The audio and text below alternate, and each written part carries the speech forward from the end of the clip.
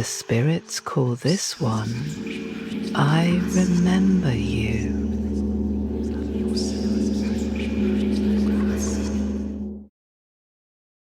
Casey Hart had explored everything from rusting amusement parks to half-sunken insane asylums.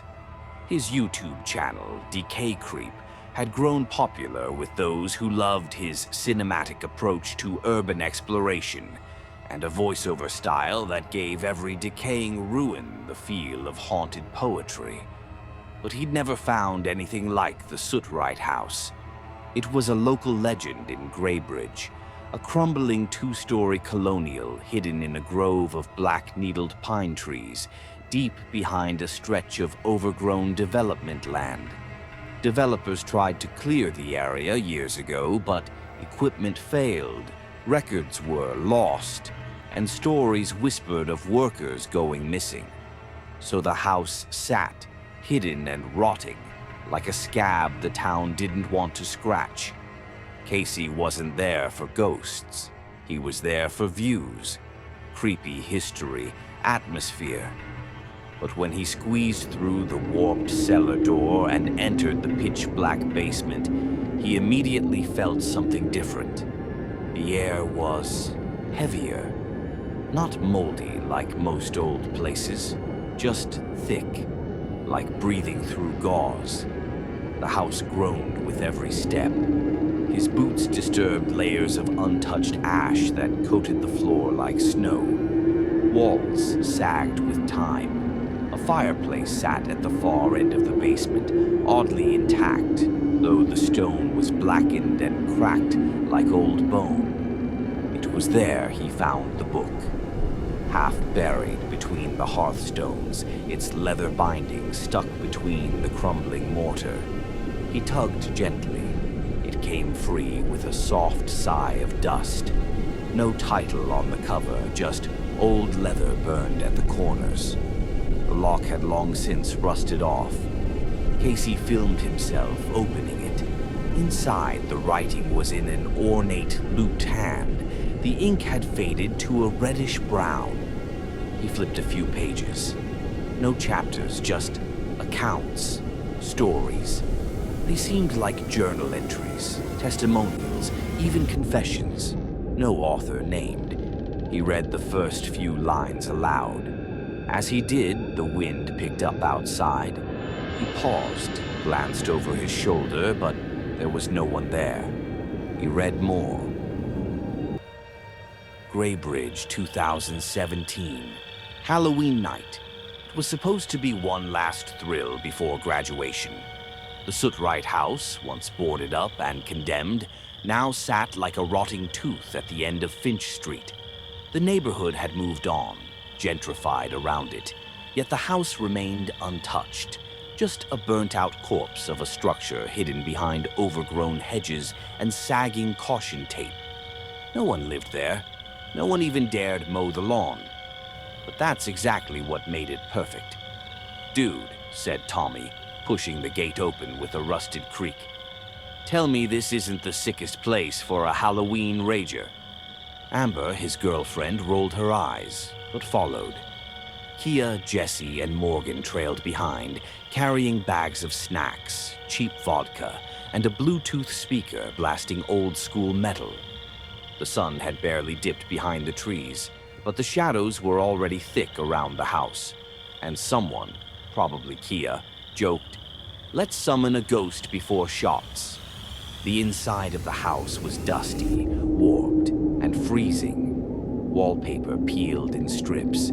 Graffiti covered the fireplace and walls, but beneath it all, the house still breathed. You could feel it in the floorboards. The group set up in the living room where a makeshift coffee table of plywood and milk crates supported red Solo cups and a flickering LED lantern. Then Amber, always one for theatrics, pulled out her phone. "I found the chant," she grinned. "It's from Reddit. Says if we whisper it into the fireplace, she comes." "Who?" Morgan asked, smirking. "Mother Soot," Amber said dramatically. "The lady who used to live here. The one they bricked up alive." "Bullsh." But moment, Amber was already kneeling at the hearth. She leaned in and whispered, "Mother Soot, Mother Soot, Mother Soot." The others laughed, even clapped, but Tommy's smile slowly faded. Anyone else feel that?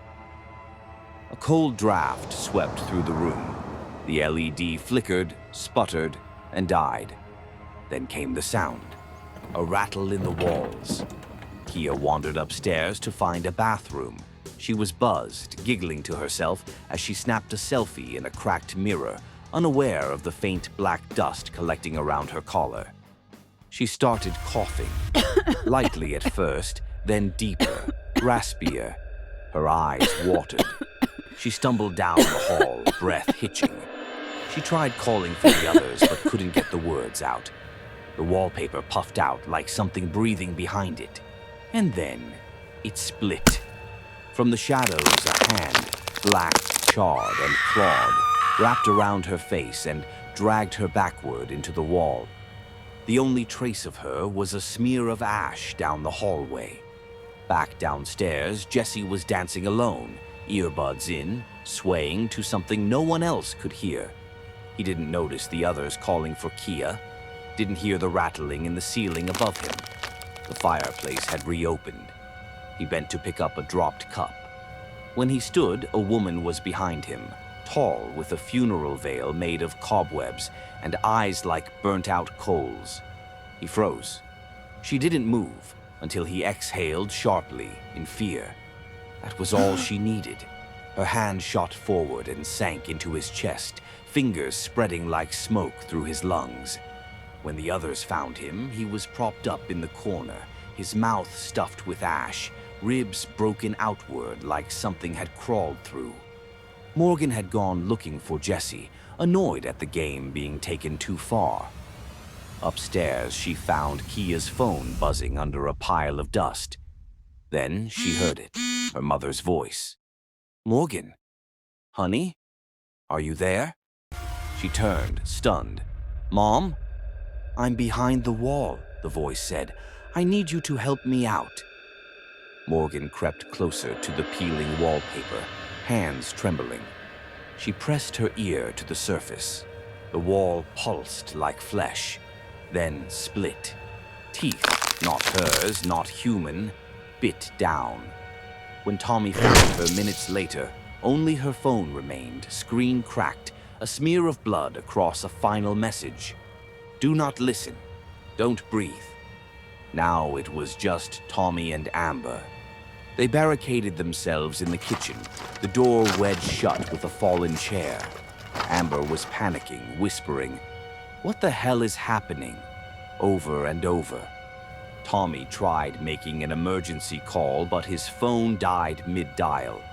The house was groaning. Walls cracked in unnatural ways. Cold air seeped in through every seam. Then they heard her, Mother Soot, scratching, dragging her fingers across the walls like nails over bone. Amber whispered, "Don't breathe. She moves when you breathe." Tommy tried holding his breath, shaking, eyes wide. Amber coughed. That was all it took. The kitchen lights exploded, the ceiling cracked, and from the vent she dropped, landing in front of them with a wet, sucking thud. She turned to Amber first. "Forgotten girl," she hissed. Amber tried to scream, but her voice died in her throat as her mouth stitched itself shut, blood running down her chin. Tommy ran. Tommy made it to the porch. He collapsed into the weeds, heaving, eyes wild. When the cops arrived, called by a neighbor who saw the house lights explode, Tommy was babbling nonsense about shadows, soot, and lungs full of ash. They found nothing in the house but soot, splintered wood, and an old leather-bound book on the hearth of the fireplace. It had just one handwritten page that read, "Everyone breathes eventually."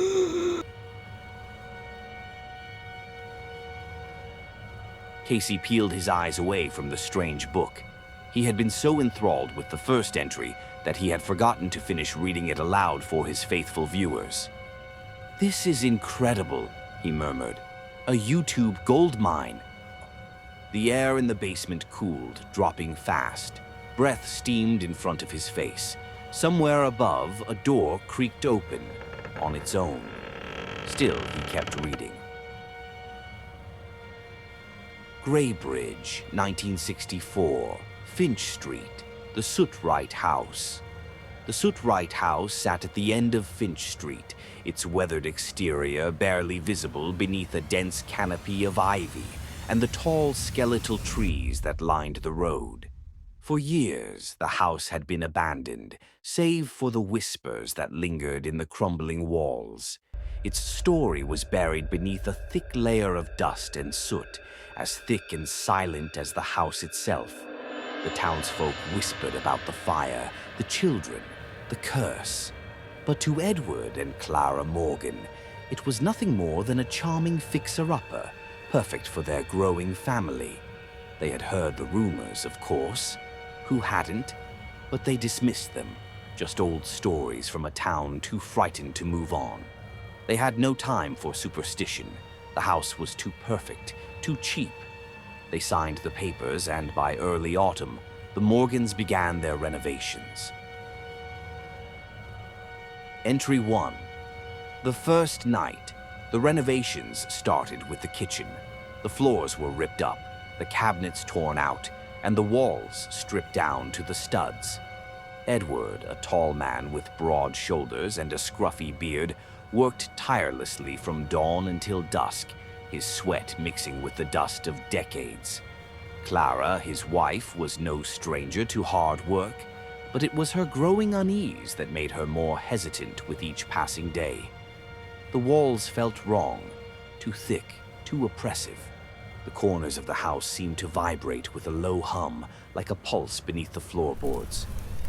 One night, Clara sat in the living room after a long day, nursing their youngest child, Maggie, in front of the fire. The crackling of the wood was soothing, but there was something else. A sound, a whisper. She shook it off. Tired, she whispered to herself, wiping away a tear from her cheek. Just the house settling. But then she heard it again, a soft, mournful cough. It came from the wall, directly behind the fireplace. A rattle followed, as if something, or someone, was inside the walls, scratching, begging to be heard. Clara stood, heart racing, and called for Edward, but he was upstairs, out of earshot. It was just the wind, she thought. But it wasn't. She heard it again. Second entry. The signs of her. By the end of the second week, the Morgans had nearly finished the first floor. Edward had ripped out the old hearth, revealing a chimney filled with soot and the remnants of the past.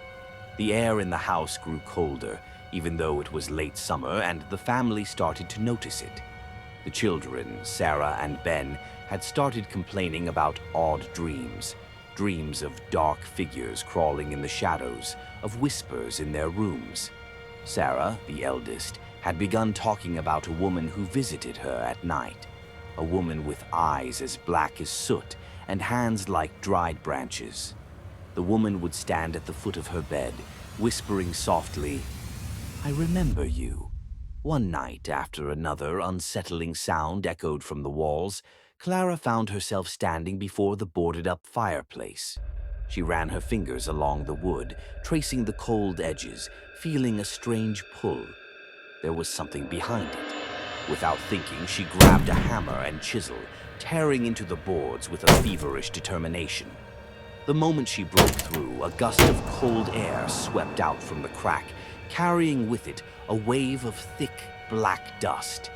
Clara recoiled, her throat tightening, but when she peered into the hollow space behind the wall, she saw something that made her blood run cold. A small wooden box, its surface blackened with soot and grime, was half buried in the ashes. She pulled it free with trembling hands. Inside the box was an old, crumbling journal, yellowed pages, brittle with age. She opened it carefully, but the words were almost illegible, a mix of scrawled writing and faded ink. Still, one sentence stood out. "When they remember me, I will come." Clara's heart raced. She slammed the box shut and bolted the hole back up, her mind racing with questions she couldn't answer. Third entry, the disappearance. By the time the leaves had turned red and gold, Clara could feel the walls closing in. The whispers had started again, but this time they were clearer, more distinct. The rattle, the scratching, the faint voice calling her name. Clara, Edward, and the children had started hearing things, seeing things. The mirror in the hallway had started to fog up each time they passed by it, and the edges of the reflection were wrong, distorted, as if something was crawling just out of view. Sarah had stopped sleeping, her eyes wide and empty, muttering in her sleep. And then Maggie, Clara's baby, disappeared. Clara found the crib empty one evening, the blankets still warm. The front door was wide open, even though no one had gone outside. Maggie was gone. There was no trace, no sign of where she had gone. Clara screamed, running through the house, tearing down the walls, frantically searching for her child. She found only the blackened ash of the walls. The house had become its own graveyard. Entry 4. The curse takes hold. As the weeks passed, it became clear to the Morgans that something had been awakened in the house. Edward's mind slowly frayed as the strange occurrences grew more violent. Tools would vanish, lights flickered when no one was near them. The house creaked and groaned, but it wasn't the wind. On a cold evening, after a long day of work, Edward sat in his study, trying to make sense of what had been happening. He heard a faint noise coming from the walls. It wasn't a scratching or a tapping. This was a whisper, a low, haunting whisper that sent a chill down his spine. The voice sounded like a woman's. "I remember you." The temperature dropped and a gust of wind blew open the door. It was then that Edward realized the whisper was coming from inside the walls. Before he could react, the walls cracked open, and from the shadows, a blackened figure emerged. Mother Soot. She was no longer Martha Sootwright. Her eyes were empty hollows, her face a mask of soot and ash, her body gaunt and skeletal. She reached for him, her hands covered in the thick, smoldering dust of death. Her voice was no longer soft, but commanding. "You were the first to forget me," she hissed. "Now you will never leave." Edward's screams echoed through the house, but no one heard them. The Morgans had been marked. The curse of Martha Sootwright had returned, and now it would claim every soul in the house. "Jesus," Casey whispered. He had forgotten all about his exploration of the Sootwright house. The book he held before him had snatched away all other intentions. He could only think of reading the next chapter. The writing was vivid. Descriptions of townsfolk building a wall around a woman, of black ash falling from ceilings, of children's mouths sewn shut. Casey shook off the goosebumps, trying to frame it all as a particularly well-made local hoax. But the more he read, the worse the house became. The rattling began, first faint, like a mouse in the wall, then louder, dragging sounds, nails or bones across plaster. He heard coughing, not his own, but something. Curiosity, maybe obsession, pulled him deeper into the book. The morning of Martha Sootwright. She lived in a crumbling tenement house on Finch Street in the industrial borough of Greybridge in 1886. A widow, a midwife, and a quiet woman with a soft spot for forgotten children. While factories belched smoke into the skies and soot blackened every home, Martha was known for taking in the sick and orphaned when no one else would. But Greybridge was a cruel place. Its churches turned their backs on the poor. Its hospitals ignored the dying. And so the town let Martha, in her soot-stained shawl and stiff-boned corset, become the silent caretaker of those discarded by society. She nursed children with croup, diphtheria, scarlet fever. She stitched up runaways, whispered lullabies to the dying. Some she saved, Others she buried in unmarked graves behind her home. As the years passed, whispers began. She steals the children. She feeds them soot to keep them quiet. They say you can hear her rocking dead ones to sleep. The winter of 1891 brought a fever that tore through the city like a plague. Mothers accused Martha of poisoning their children with old-world spells. A preacher claimed she consorted with spirits. When 3 children died under her care in 1 week, a mob gathered. They dragged her to her home. They beat her. They bricked her inside her own chimney. They lit the fire. They say she never screamed. The fire burned through the night. 3 days later, a black snow fell over Finch Street. Those who laid the bricks, those who lit the fire, began to vanish. Each home found cold ash in the sheets, blackened handprints on the wallpaper, and sometimes hair in the flue. The town tried to erase her name, burn the records, deny what happened. But the story persisted. It changed. It evolved. They said she comes for those who are forgotten, that she lives in walls, crawling between spaces, that if you whisper her name into a cold fireplace, she hears you, and if she finds you unloved, she keeps you. Mother Soot is not just a ghost. She is a curse born of betrayal, a spirit forged from soot, sorrow, and fire. Her rage lingers in forgotten buildings, crawl spaces, fireplaces no one uses anymore. Every time her name is spoken, it reminds the walls, it feeds her, and she always wants more.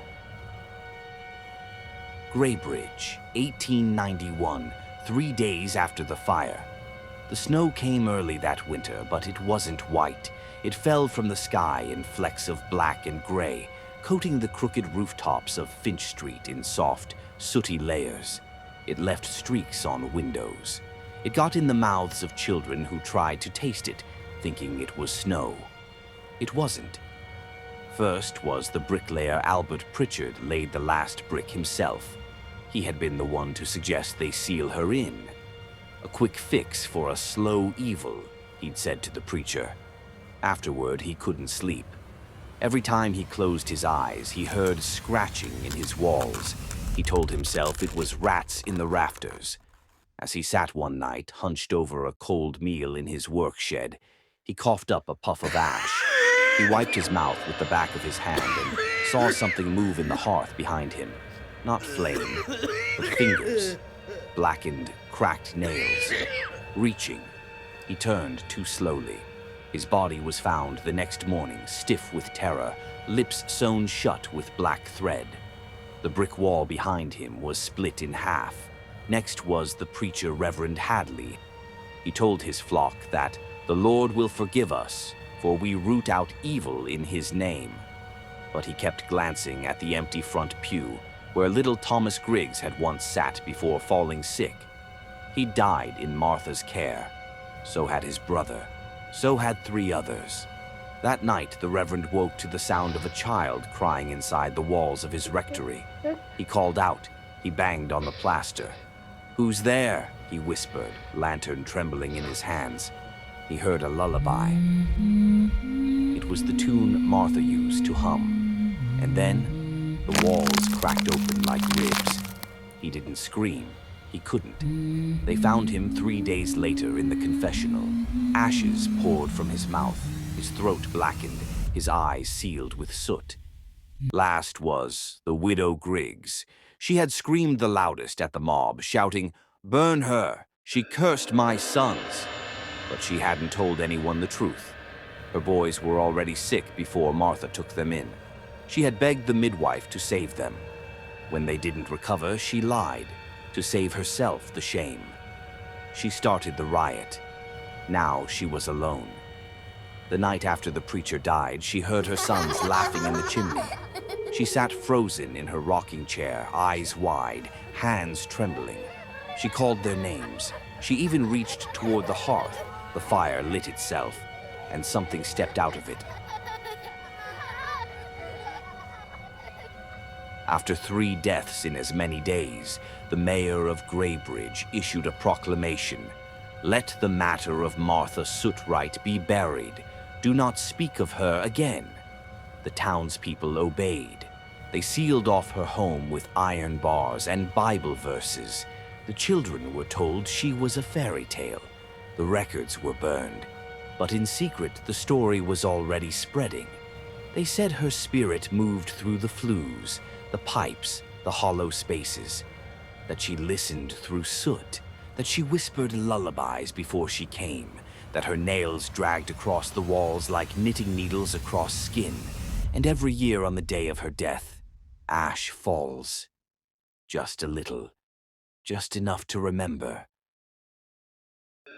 As Casey intently read on, completely entranced with the strange book he held, an old, burnt log dislodged from the fireplace and rolled onto the floor behind him.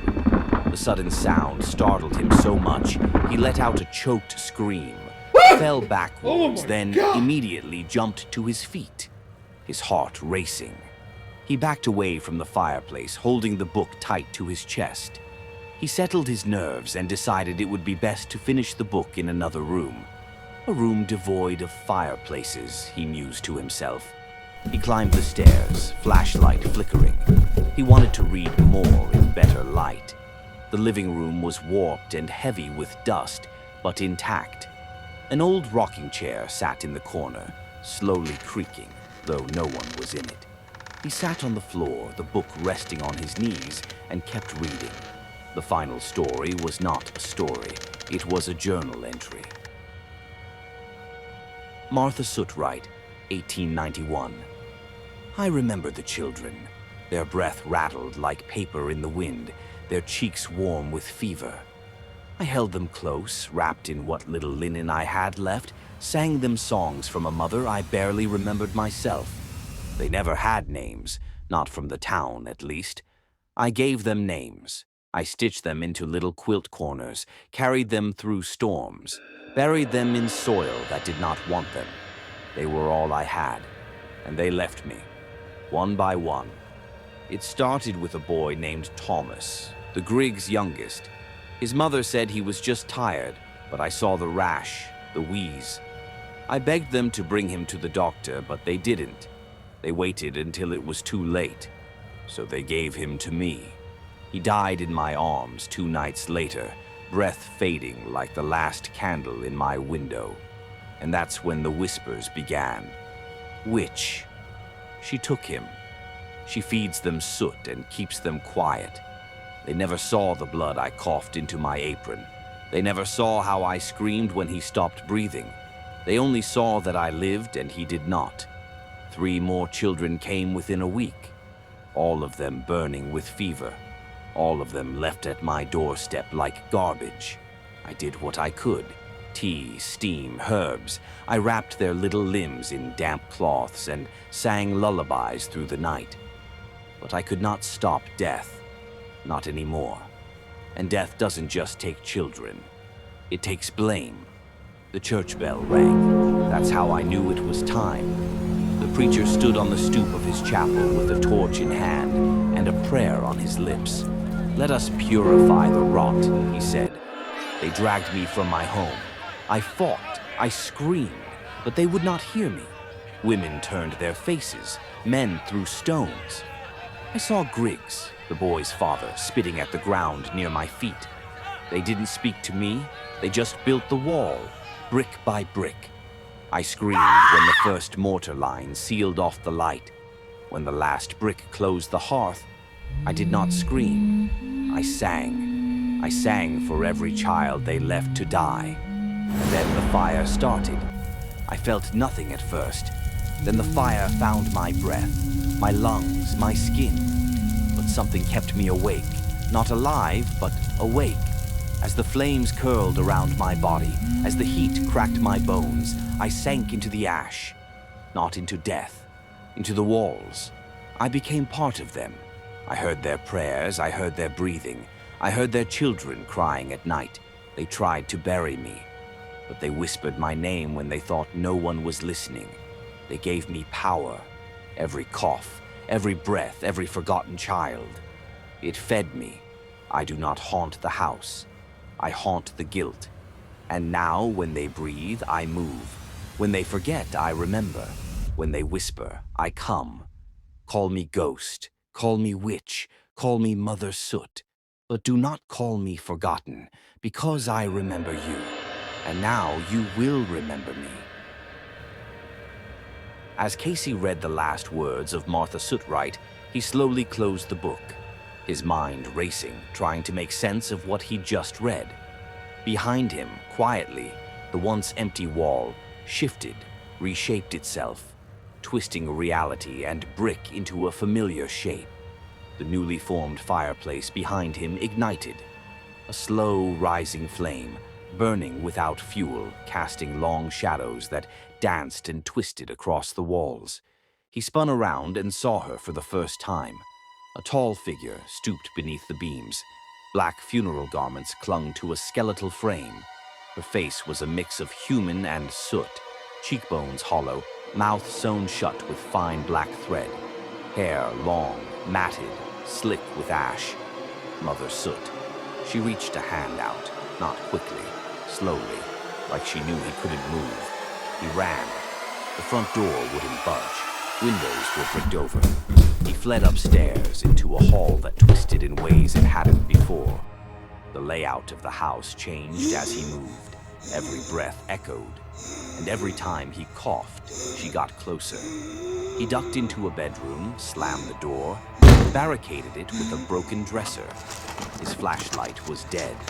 The only light came from the book in his hand, now faintly glowing. Something whispered from inside the walls. Not words, breaths, gasping, wheezing like lungs full of ash. The doorknob began to turn. He held his breath. It stopped. Casey backed away slowly, stepping on a child's toy left on the floor. It wheezed a melody, a lullaby. The walls cracked.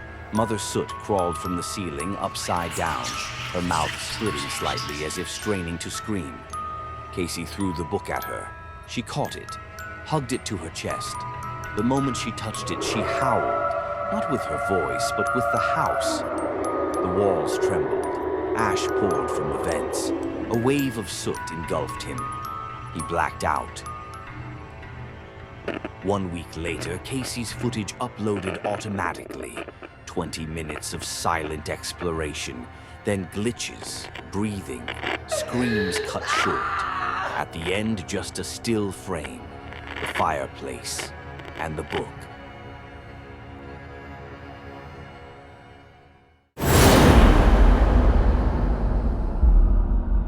The veil draws shut once more, and our guest from beyond fades into the hush of candlelight. You've done well to linger this long, friend. Not everyone has the stomach for such company.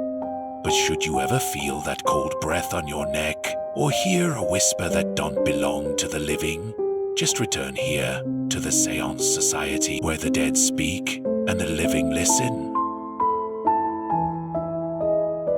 Like and subscribe to our channel for more ghastly tales. Oh, and don't forget your creepy cocktail recipe. It's buried down in the description.